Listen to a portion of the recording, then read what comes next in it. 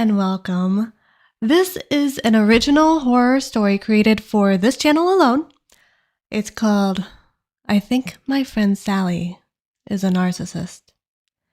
If you would like to support these creative endeavors, please hit the like button and subscribe, as it means the world to me. Let's get into it. The wind bites at my face, and I'm relieved when we get into the warmth of the fortune teller's shop.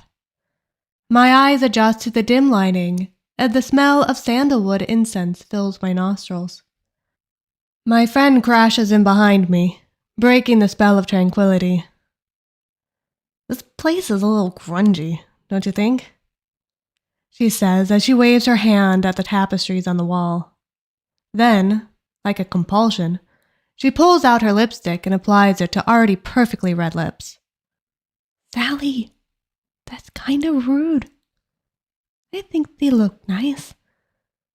I whisper into her ear, through her black hair heavily scented with perfume. Straightening up, Sally finally notices the woman sitting at a round table before a crystal ball. She's wearing a deep, dark purple shawl that drapes over her arms and heavy black eyeliner around coal-colored eyes. Sally just laughs. Well, she needs that kind of feedback if she's going to run a business. I sigh, place a hand on Sally's back, and push her toward the chair. Sally had covered for me at work a few days ago, and as a thank you, I'm taking her to get her palm read. I chose this because she had told me she was sick of picking what we did when we went out, which is understandable, but the thing is, when she doesn't make the decision about what we do, I feel like I have to guess what she wants to do, or she'll turn up her nose like I selected the wrong thing. Looks like this might be one of those times. Sally yanks out the plain wooden chair directly across from the fortune teller, who, up until now, hasn't said a word. I take the chair next to Sally. Still wordless, the fortune teller holds out her tan hands to Sally, who puts out her own porcelain white hand, palm down like the fortune teller might be a gentleman and kiss it. The fortune teller grabs it and flips it over so Sally's hand is palm up. Sally lets out a gasp and jerks her hand back slightly, but the fortune teller holds to it firmly and stares at it intently as she runs her thumbs over Sally's palm. My eyes bounce from the fortune teller to Sally's palm to Sally's face, at the corner of Sally's mouth turned down. The right side of the fortune teller's lips turn upwards, and she laughs derisively. What? Sally demands, and tugs her hand back so roughly that her chair moves backwards. Sally runs the hand the fortune teller had just been holding through her hair, then bites a perfectly manicured fingernail. Sally waits a beat, then removes her finger from her mouth and snaps, "Will you just say something, you old hag?" Then she shoots a glance at me like this is my fault. Sally starts to push up from the table, but at last the woman speaks. Sit down. Better for you to stay here. You go out that door and, well, Sally, is it? The fortune teller has her chin tucked close to her chest and is looking down her brow at my friend. Sally eyeballs the exit over her shoulder and then clears her throat. Clever. You heard my friend whisper my name when we first walked in. The fortune teller smiles and shakes her head as she maintains eye contact with Sally.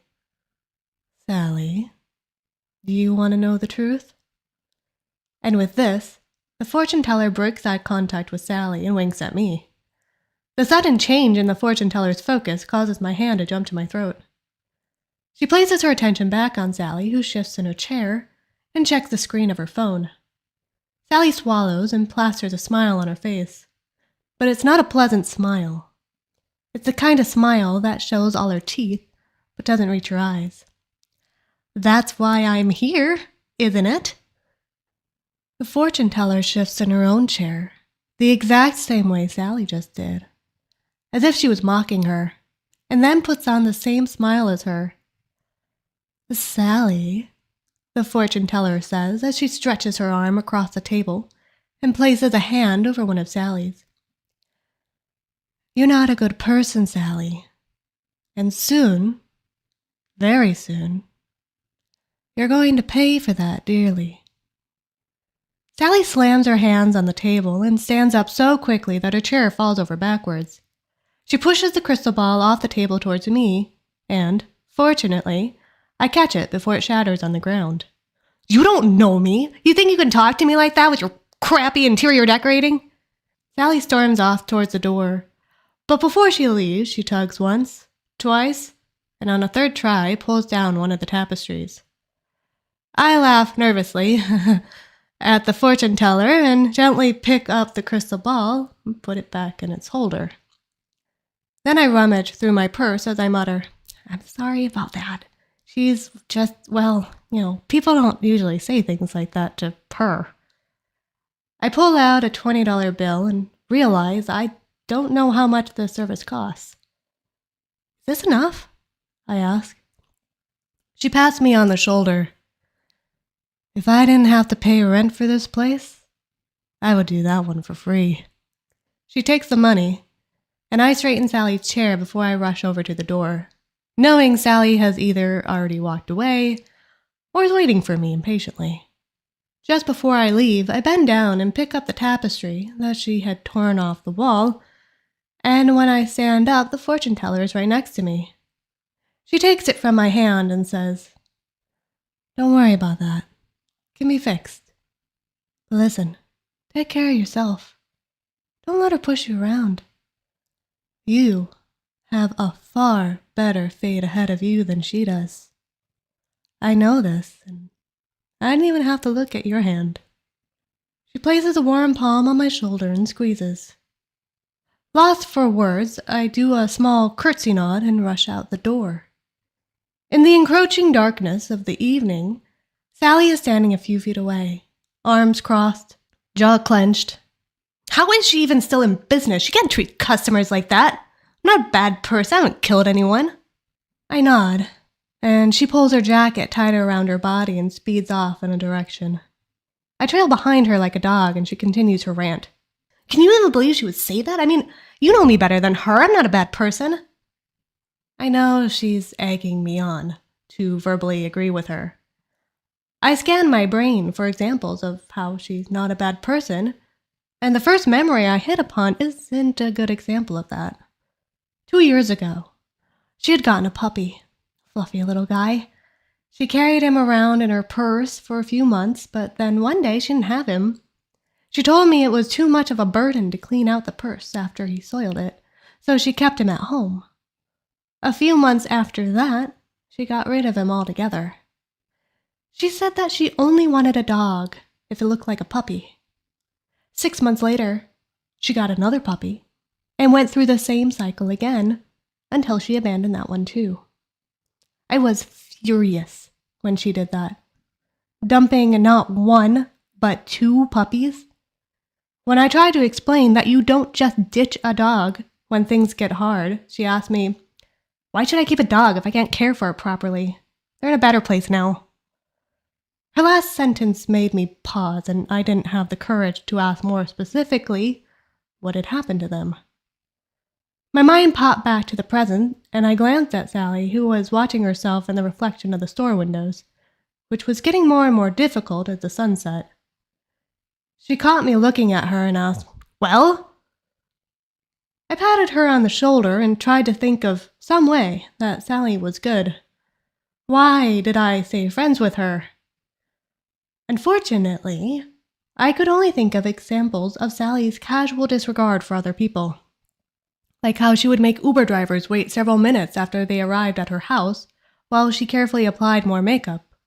Or how she never tipped waiters. And how last week she had given one of our coworkers a cookie that contained peanut butter even though she knew that person was allergic. She claimed she didn't know, but I swear she just wanted to see what would happen. I stopped musing in time to see we had arrived at a large frozen lake. By this time, the dark had settled upon us, even though it was only 5:30 p.m., and the only light came from the moon and distant lamplights. I glanced around, and it seems like no one but us thought it was a good idea to be outside in the winter, in the dark. To my right, Sally was talking. Are you even listening to me? I snapped back to the present. I'm sorry, Sally, what did you say? I said I want to walk out on the ice. Come on. She explains and steps out as she pulls on my arm. Terror seizes me. I grew up around the ice, and my instincts tell me something's wrong. We shouldn't put any weight on it. It's cold, but it's not cold enough. Sally yanks on my arm as she moves her shoes skate-like onto the lake. Come on, Sally calls to me. I've never said no directly to Sally. Somehow, I've always been too afraid about how she would act if I did. I shake my head at her. Sally, the ice, it's not ready. It hasn't been cold enough for long enough. Come back. Sally just pushes forward and gestures for me to join her. She does a spin like a figure skater, her arms making shapes like a ballerina, and then stands squarely on 2 feet facing me. She's about 15 feet away from the shore. I'm pretty sure we're making eye contact, but it's so dark I can't tell. Then I hear a scream, and her form disappears. Seconds later, her head and arms pop back up, and she's gripping the outside of the hole. Help me! She yells through already frozen lips. I could lay on my stomach to disperse my weight and slide towards her and pull her out. But I don't do this. I just watch as Sally tries to push off the water, her arms clawing at the ice around her. But she can't gain a grip. She keeps slipping until eventually she goes down below the surface, never to come back up. I put my hands in my pocket, turn around to head to my car, and it feels like an enormous burden is lifted off of my shoulders, and I start to hum. Thank you so much for listening. Once again, if you liked the video, please hit the like and subscribe. If you're thirsty for more horror, consider clicking one of the videos shown on the screen now.